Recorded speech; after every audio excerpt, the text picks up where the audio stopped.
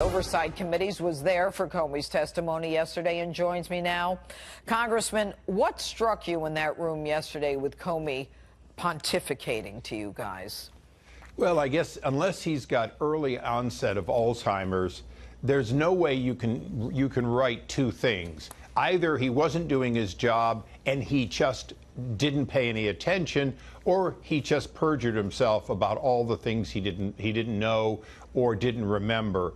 And by the way, saying you don't remember when you do, or saying you didn't know when you do, is in fact perjury. And that's what I think is really in the long run going to be recognized about him, is that he did a lie of amnesia rather than in fact simply not telling us the truth. But you know, Congressman, as you leave Congress, you know, this is the last few weeks that you've got.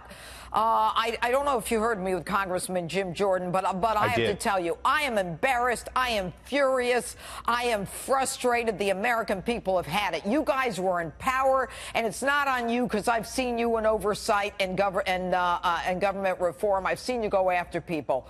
What can the American people expect going forward? Will the Clintons ever pay for what they did, which was the real Russia collusion? Will we ever find out who did the unmasking of people like Michael Flynn? Will anyone like Samantha Power and the rest of them be held accountable? What do we have to look forward to?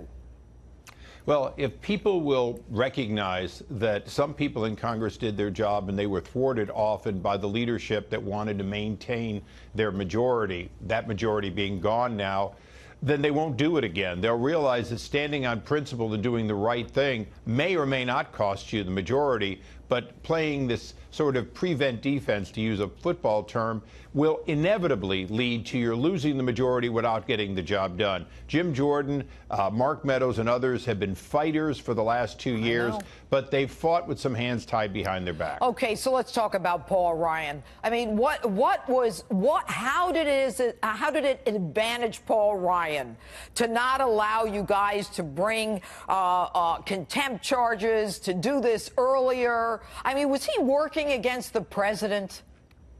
No, he wasn't working against the president. But again, you know, he announced that he was leaving about a year ago. So he's been a lame duck for quite a while. And quite frankly, Chairman Goodlatte, although he's a good man, I don't think he saw the reality that you have to do everything immediately because the other side is running out the clock on you. When he finally started going after Comey, Comey managed to delay this for weeks and weeks. And this is the frustration, is you have to start quickly, because the FBI, Department of Justice, institutionally knows how to slow you down. Well, you know, I got to go back to, I mean, I don't care if Paul Ryan's a lame duck, and I don't care if Goodlatte's a nice guy. Joe Blow watching this show tonight knows that you guys got to get in there and fight. You had the power, and you didn't benefit us by it. It was a game where we kept getting punched in the gut by people who were laughing at us, saying one thing and saying it didn't mean what they were saying, like Peter Strzok. Jim Comey getting out there and saying, oh, no, you know, we have to reopen this investigation, which was nonsense. The feds in the Southern District forced him to do it, and the NYPD on the Clinton email. There's so much I could go through, so much my viewers know. But I'll tell you, Judge, because you said I have nothing to lose, I can say what I believe. Let me tell you something that you do need to make sure your viewers understand.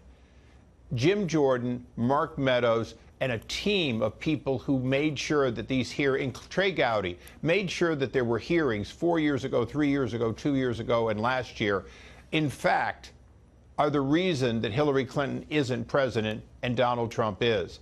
If Hillary Clinton had gotten away with it in front of the voters, the fact is she'd be president today. So I want to commend the people I served with who fought against leadership that always wanted to say don't make waves, fought against and made sure the American people, when they went to the polls and voted for and elected Donald Trump, understood they had a choice of a man who was going to do what he said, or a woman who lied about everything she ever did.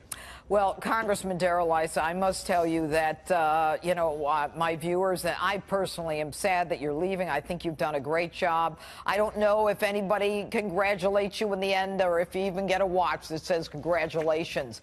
But we thank you for your service to this country. We thank you for being honest and for doing what you did. Thanks so much for being with us, Congressman. Keep fighting.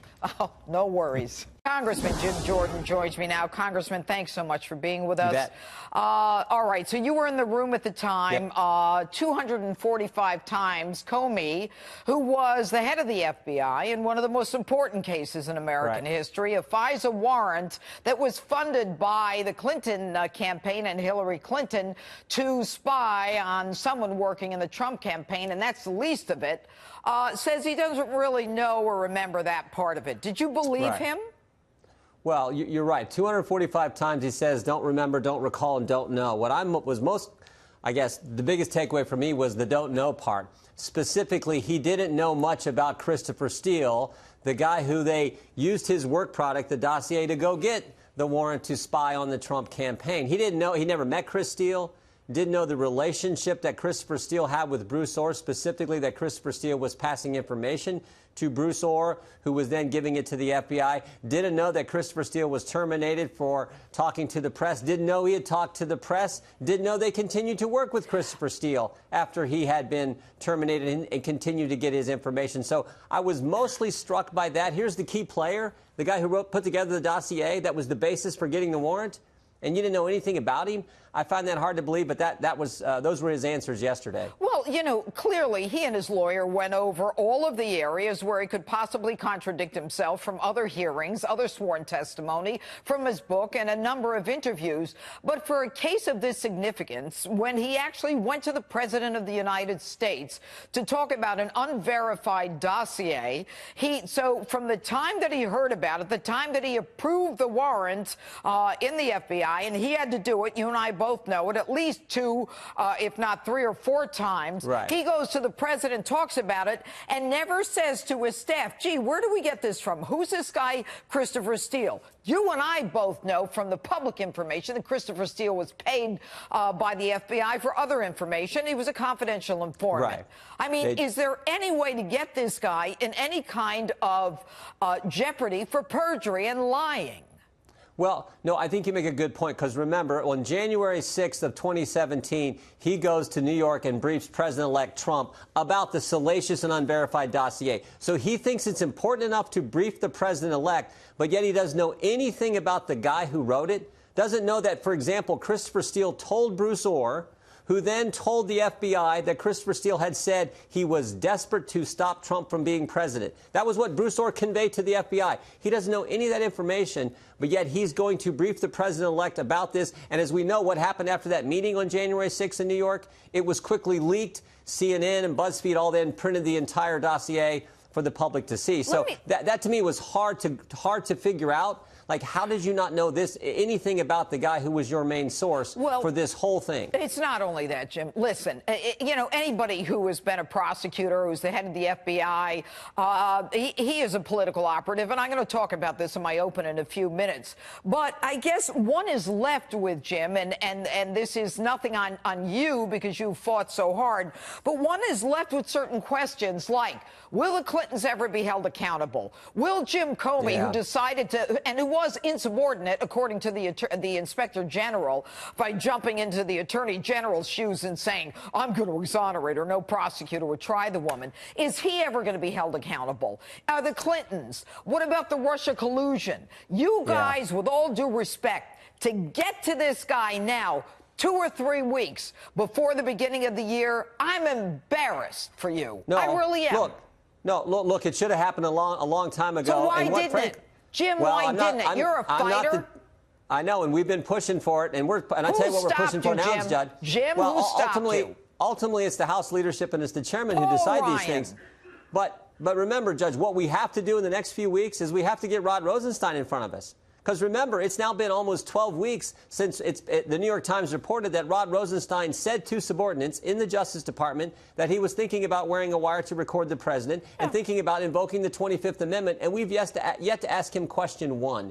So that's the most important thing, in my judgment, over the next 3 weeks before this Congress ends, is to get Rod Rosenstein in, just like James Comey was yesterday, and ask him those questions. Do it. You guys come on and you talk about it all the time. And Jim, you know I love you, but enough of this nonsense. The American public has had it with you guys. Trust me, Mark Meadows, Matt Gaetz, and I are pushing to get that done. We are pushing every single day to get that done. But we can't issue the subpoena. Okay, I said right with Obamacare, Ryan should have been gone, and I took a lot of heat for it, and that was a year and a half ago or whatever it was. All right, this guy doesn't have the president or American people's interest at heart. Let me ask you one more question. Sure. So, Jim Comey decides that he's going to come out of the meeting with the president, take all these notes, leak them to his friend at Columbia Law School who's a non-government employee. I mean, this sanctimonious, holier-than-thou egomaniac who has to be at the center of everything. He's used to keeping this stuff close to the vest because he's part of and in charge of the deep state, and he's going to get away with it, isn't he?